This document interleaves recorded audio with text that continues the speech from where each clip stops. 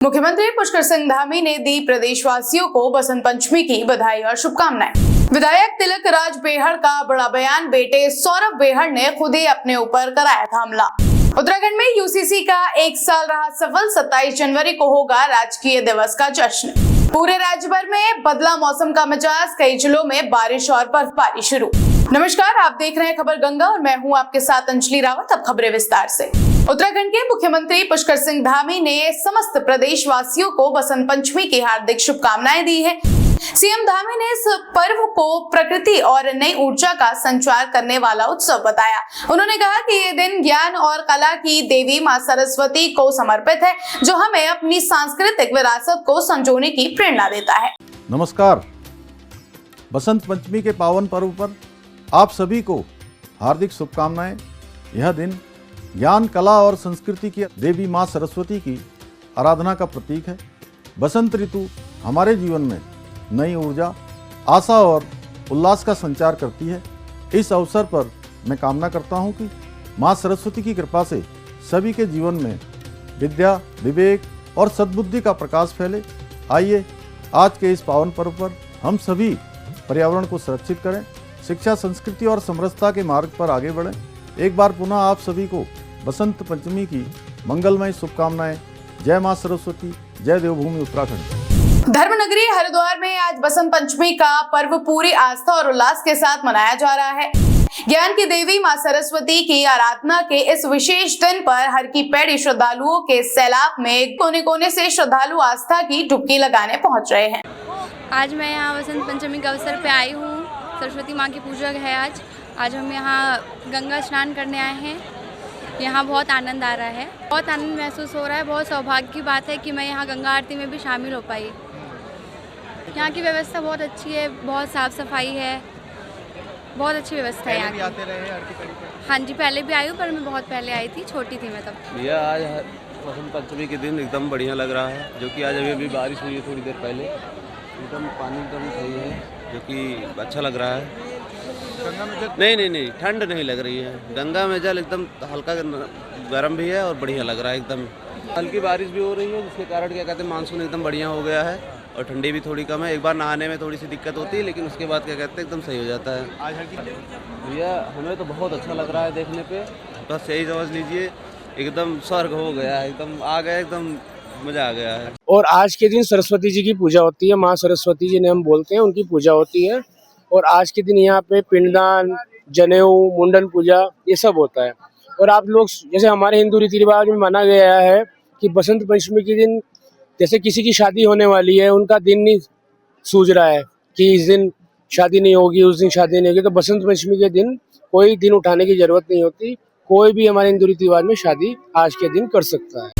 देहरादून में मिलावटखोरों और स्वास्थ्य से खिलवाड़ करने वालों की अब खैर नहीं। खाद्य सुरक्षा विभाग ने देहरादून के गढ़ी कैंट क्षेत्र में औचक छापेमारी कर हड़कंप मचा दिया है।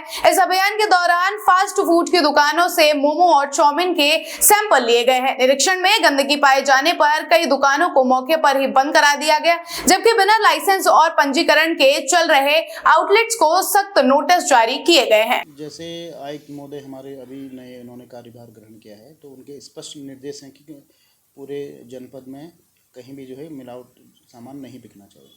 तो इसी के रिगार्ड में हमारे द्वारा जो है गढ़ी कैंट नींबू वाला क्षेत्र में जो फास्ट फूड और जो विशेषकर ये बेच रहे हैं जहाँ मिलावट की संभावना ज़्यादा होती है, वहाँ हमारे द्वारा लगातार 2 दिन निरीक्षण किया और हमारे द्वारा जो है मोमो और जो है चाउमीन के सैंपल भी जाँच हेतु लिए गए।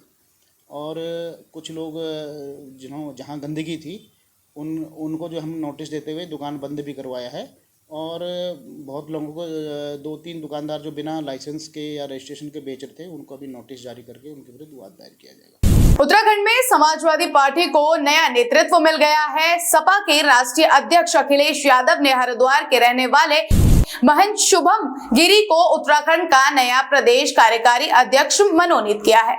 उत्तराखंड वक्फ बोर्ड के अध्यक्ष शादाब शम्स ने हर की पैड़ी और गंगा घाटों पर गैर हिंदुओं के प्रवेश पर लगी रोक का जोरदार समर्थन किया है। शम्स ने 2 टूक शब्दों में कहा कि जिनकी आस्था मां गंगा और सनातन देवी देवताओं में नहीं है, उसे इस पवित्र स्थलों पर पैर रखने का कोई अधिकार नहीं है। हम स्वागत करते हैं। ये देवभूमि उत्तराखंड है, देवभूमि उत्तराखंड 150 करोड़ सनातन प्रेमियों की आध्यात्मिक राजधानी है और हम सब जानते हैं कि अब धार्मिक आयोजन हरिद्वार जो धर्म नगरी है उसमें होने जा रहा है और हम ये भी जानते हैं कि पूरी दुनिया में हमारे खिलाफ, हमारी भारतीय संस्कृति के खिलाफ नफरतें बढ़ी हैं। इस तरह के धार्मिक आयोजन में कोई भी मिसहैपनिंग हो सकती है, ऐसी संभावनाएं, ऐसे इनपुट्स इंटेलिजेंस ब्यूरो की तरफ से, अलग अलग जो एजेंसीज़ हैं उनकी तरफ से आए हैं।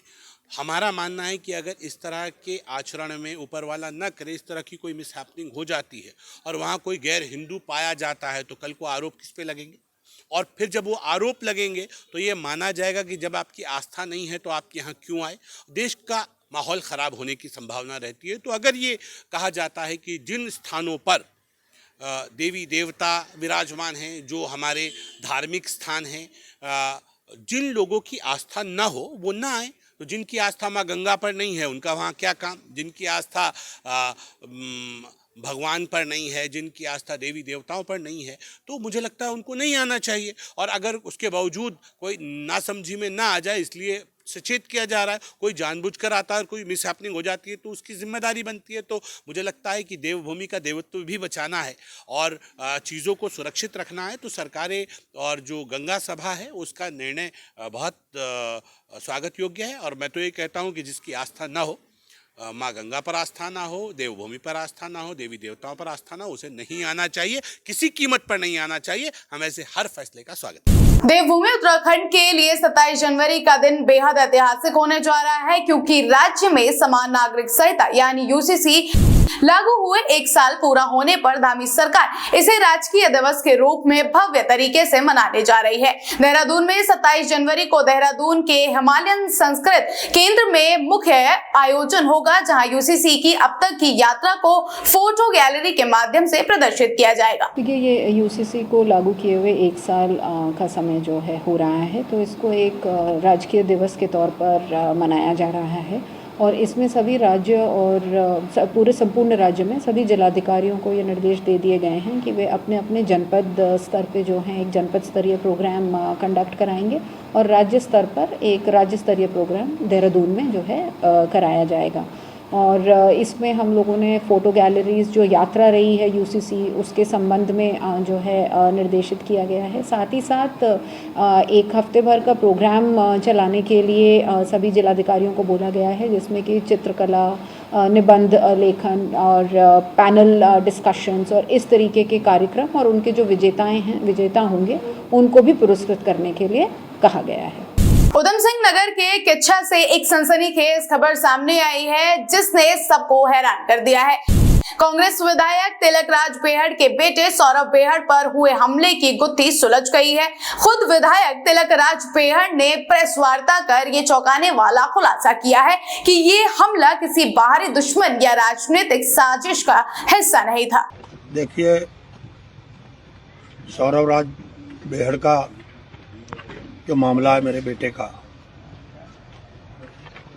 जो मुझे रात से जानकारियां मिल रही हैं और सुबह पुख्ता जानकारी जो मिली है, सौरभ राज बेहड़ ने अपने एक दोस्त इंदर के साथ मिलकर स्वयं ही षड्यंत्र रचा है। और जो जानकारी मिली है, इंदर के परिवार के लोग, सारे परिवारों को लेकर आज सुबह मुझसे मिलने भी आए थे। इंदर को उसने कहा कि मेरे साथ कुछ करा दो, कोई घटना। अच्छा होता इंदर हमें बता देता, गौरव को बता देता, तो शायद ये नौबत नहीं आती, आज इतनी हमारी छीछा लेदर नहीं होती। और ये जो कुछ हुआ है बहुत अच्छा नहीं हुआ है। जो भी सौरभ ने किया है उसके लिए मैं सारे समाज से, पूरे अपनी पार्टी से, अपने शुभ चिंतकों से, चाहे वो भाजपा के हों, चाहे सपा के हों, चाहे और दलों के लोगों ने इसमें जो सहानुभूति दिखाई, जो मेरी मदद की, उनसे मैं माफ़ी चाहता हूँ। पुलिस ने जिन लोगों का इंट्रोगेशन किया शक के आधार पे, उनके परिवारों से मैं माफ़ी मांगता हूँ। मैंने जो प्रदर्शन धरना किया, जो तैयारी कर रहा था पूरे प्रदेश के मुख्यमंत्री जी तक ने मदद की, हमारी पार्टी के भी सर्वोच्च प्रभारी से लेकर सारे पार्टी के सीनियर विधायकों तक ने मेरे प्रति सहानुभूति दिखाई कि हम साथ हैं। पर मुझे नहीं पता था कि मेरा अपना ही सिक्का खोटा निकलेगा। राजधानी देहरादून के प्रदेश कांग्रेस कार्यालय में महिला कांग्रेस का एक दिवसीय विशाल सम्मेलन आयोजित किया गया। इस कार्यक्रम में राष्ट्रीय अध्यक्ष अलका लांबा और राष्ट्रीय सचिव पूनम पंडित ने शिरकत कर महिला कार्यकर्ताओं में नया जोश भरा। सम्मेलन का मुख्य केंद्र साल 2027 में होने वाले विधानसभा चुनाव रहे, जिसे लेकर संगठन की रणनीति और महिलाओं की भागीदारी पर गंभीर मंथन हुआ। देखिए, आज हमारी राष्ट्रीय महासचिव सुनीता जी हमारे बीच में है, सहप्रभारी पूनम जी हमारे बीच में है। अब हम लोग 2027 में, क्योंकि चुनावी वर्ष है और हम लोग जो जिला संगठन है, जो ब्लॉक संगठन है और जो हमारे संगठन के द्वारा हम लोग ये पदयात्रा निकालेंगे और जो कांग्रेस की उपलब्धियां थी और जो भाजपा की नाकामियां हैं पिछले 9 साल के, वो लोगों के बीच में पहुंचाने का काम करेंगे। आज मैडम पहली बार हमारे बीच में आई है, तो आज हमारा संगठन को लेके, संगठन की क्या भूमिका आने वाले 2027 के चुनाव में रहेगी, उसको लेके एक विस्तृत चर्चा है। उसके बाद हम लोग आगे की जो रूपरेखा है उसको बनाएंगे और इसके बाद हम लोग ये जो सम्मेलन है ये जिला वाइज करना शुरू करेंगे। 2027 की तैयारी चल रही है। हम संगठन के लिए यहाँ पे आ गए। हमारा जो संगठन सृजन जो कार्यक्रम है उसके तहत हम यहाँ पे आ गए। हम हमारे संगठन पहले ही मजबूत था, उसको अधिक से अधिक मजबूत करने के लिए हम यहाँ पे आ गए। हमारी ये संगठन की मीटिंग है। क्या संदेश देंगे इस मीटिंग में? हम ये संदेश देना चाहते कि बूथ स्तर से लेके प्रदेश स्तर तक हर एक कार्यकर्ता यहाँ मजबूत हो। जो जमीनी स्तर पर जो कार्यकर्ता हो उसको हम सम्मान देके पार्टी में उसको लेके आए और उसको समझाए कि हमारी कांग्रेस की क्या विचारधारा है, वो जनमानस में लेके जाए, ताकि उनको भी समझ सके कि कांग्रेस जो है गरीब, दीन दलित, महिलाओं के लिए लड़ने वाली, अन्याय के खिलाफ लड़ने वाली पार्टी है। वो हमेशा जो आम जनता है उसके साथ सदैव खड़ी रहेंगी, न्याय के लिए लड़ती रहेंगी। उत्तराखंड में अपनी ही सरकार के खिलाफ मुखर रहने वाले भाजपा विधायक और पूर्व कैबिनेट मंत्री अरविंद पांडे अब मुश्किलों में घिरते नजर आ रहे हैं। तहसील प्रशासन ने गुलरभोज स्थित उनके आवास पर अवैध अतिक्रमण का नोटिस छाप दिया है। प्रशासन ने साफ चेतावनी दी है कि यदि 15 दिनों के भीतर सरकारी भूमि से कब्जा नहीं हटाया गया तो बुलडोजर कार्रवाई की जाएगी। देखिए, अगर कार्यवाही करी जाती है तो भी भारतीय जनता पार्टी गुनहगार, कार्यवाही नहीं करी जाती है तो भी भारतीय जनता पार्टी गुनहगार। अगर किसी भी प्रकार का अतिक्रमण कहीं पर भी पाया जाता है तो अभी आपने देखा होगा, जब से धामी जी मुख्यमंत्री बने हैं तब से 1000 से ज्यादा हमारी सरकारी जमीन एकड़ को खाली कराया गया है। उसी प्रकार से कहीं भी किसी भी प्रकार का अतिक्रमण होगा, भले ही वो भारतीय जनता पार्टी के किसी भी कार्यकर्ता, नेता, विधायक, मंत्री, किसी के यहाँ भी अगर अतिक्रमण पाया जाएगा तो निश्चित रूप से उस पर कार्रवाई होगी। और हमारे कोई भी विधायक, कोई भी जनप्रतिनिधि इन चीजों को नकार नहीं रहे हैं। उन्होंने अपनी एक बात रखी है कि वो टीन शेड का है और वो उन्होंने जन सुविधाओं के लिए किया हुआ है, तो उस बातों पर भी गौर किया जाएगा। निश्चित रूप से गलत को भारतीय जनता पार्टी गलत ही कहती है और सही को गलत सही ही कहती है। खटीमा से विधायक तिलकराज बेहड़ के बेटे पर हुए नाटकीय हमले के खुलासे के बाद खटीमा के सामाजिक कार्यकर्ताओं ने उप जिलाधिकारी को ज्ञापन सौंपकर उन लोगों पर कार्रवाई की मांग की है जिन्होंने इस घटना के जरिए पुलिस और सरकार को बदनाम करने की कोशिश की। तिलकराज बेहड़ जी के पुत्र के ऊपर हमले की एक सूचना आई थी, सोशल मीडिया पे बहुत तेजी से वायरल हो रही थी, जिसको लेके कांग्रेस ने मतलब जितना भी सरकार के खिलाफ हमला बोलना था बोल दिया। जितना भी अनाप शनाप बातें करनी थी, उधम सिंह नगर पुलिस, मणिकांत मिश्रा जी के बारे में, एसएसपी और भाजपा सरकार के बारे में, उसी को लेकर आज मैं एक सोशल मीडिया पे देख रहा था कि वो स्वयं आए मीडिया में और उसका जो खुलासा हुआ उन्होंने खुद ही किया है कि मेरे पुत्र पे जो हमला हुआ है वो उसके मित्र ने और उसने सोची समझी साजिश के तहत सरकार को और उधम सिंह नगर पुलिस को बदनाम करने के लिए किया था, अपने ऊपर करवाया था हमला, जिसका परिणाम ये हुआ दूध का दूध पानी का पानी हो गया आज। और इसी विषय में हमने ज्ञापन दिया कि जो जो लोगों ने ये पोस्टें चलाई हैं, गलत सरकार को बदनाम किया, उधम सिंह नगर पुलिस को बदनाम किया है, जो भ्रामक पोस्टें वायरल की हैं अपने उससे, जो कुछ लोगों ने यहाँ पे कुछ पंजाबी महासभा के लोगों ने भी दी है, उनको ज्यादा जानकारी नहीं थी, 1-2 लोग हैं जिनके अंदर राजनीति का कीड़ा है, उन्होंने दिलवाई है उनसे पोस्ट, मैंने पता किया अभी उन लोगों से, तो वो लोग भी अब माफी मांगे। सोशल मीडिया पे जिस तरह से तिलकराज बेहड़ा के माफी मांग रहे हैं, माननीय विधायक जी खुद स्वयं से कह रहे हैं अपने पुत्र के बारे में कि वो गलत है और मैं माफी मांगता हूँ इस चीज को लेके। वो भी माफी मांगे और लोग भी जितने हैं डालेंगे, जिन लोगों ने माफी मांगी और उसका जो ज्ञापन दिया गया उसको डिलीट करें उस चीज को और माफीनामा एक डालें अपना। उत्तराखंड के लक्सर में बिजली बिलों में बढ़ते सरचार्ज और किसानों के कनेक्शन काटे जाने के विरोध में कांग्रेस ने हुंकार भरी है।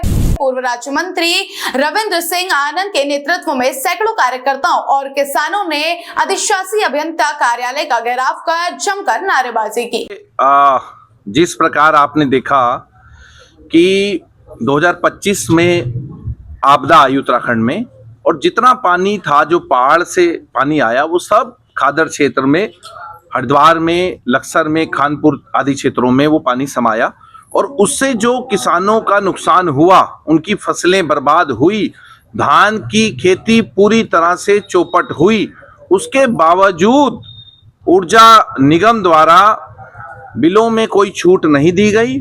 साथ ही हम ये देख रहे हैं कि बिलों में जिस प्रकार से सरचार्ज जुड़ करके आ रहे हैं वो भी हम देख रहे हैं कि किस प्रकार से एक किसान का या एक ग्रामीण का बिल तो है 2000 और उसमें सरचार्ज आता है 6000। तो ये अपने आप में बहुत बड़ी नाइंसाफी है। मुझे लगता है कि ऊर्जा निगम को इस बात को समझना चाहिए।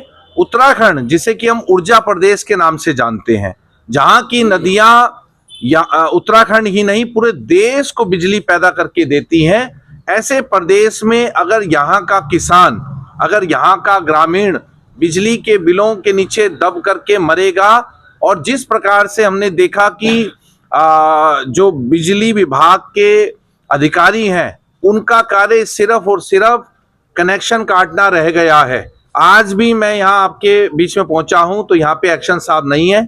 अभी मेरी उनसे फोन पे वार्ता हुई है, उनका ये कहना है कि मैं डिस्कनेक्शन पे आया हूं।